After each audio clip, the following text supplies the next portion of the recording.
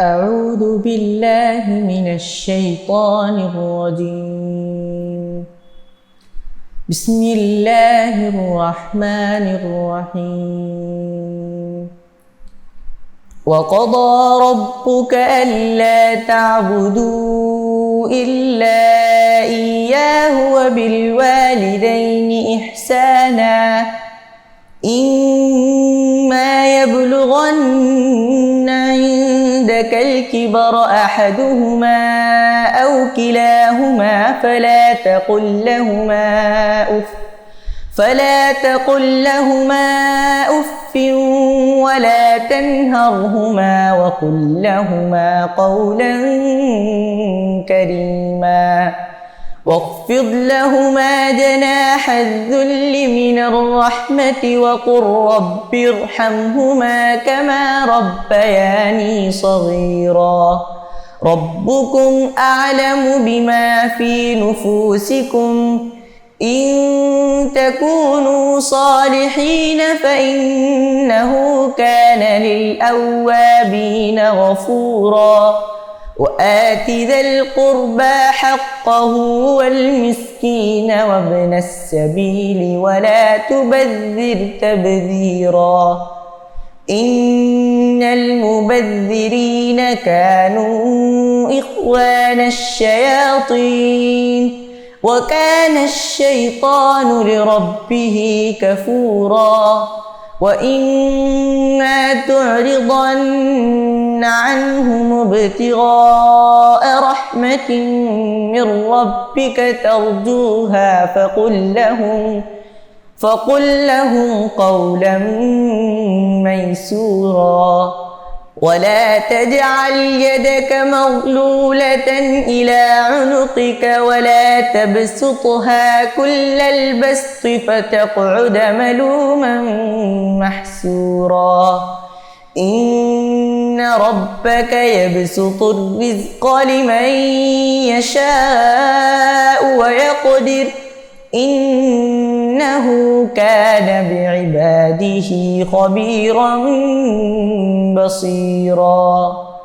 ولا تقتلوا أولادكم خشية إملاق نحن نرزقهم وإياكم إن قتلهم كان خطأ كبيرا. ولا تقربوا الزنا إنه كان فاحشة وساء سبيلا. ولا تقتلوا النفس التي حرم الله إلا بالحق ومن قتل مظلوما فقد جعلنا لوليه سلطانا فلا يسرف في القتل إنه كان منصورا. ولا تقربوا مال اليتيم إلا بالتي هي أحسن حتى يبلغ أشده وأوفوا بالعهد إن العهد كان مسؤولا.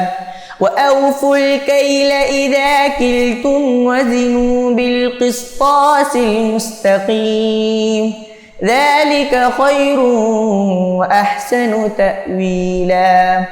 ولا تقف ما ليس لك به علم إن السمع والبصر والفؤاد كل أولئك كان عنه مسؤولا.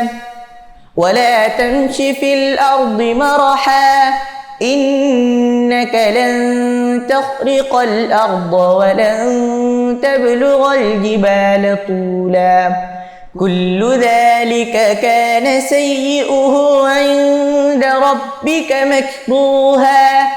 ذلك مما أوحى إليك ربك من الحكمة. ولا تجعل مع الله إلها آخر فتلقى في جهنم ملوما مدحورا. أفأصفاكم ربكم بالبنين واتخذ من الملائكة إناثا إنكم لتقولون قولا عظيما. صدق الله العظيم.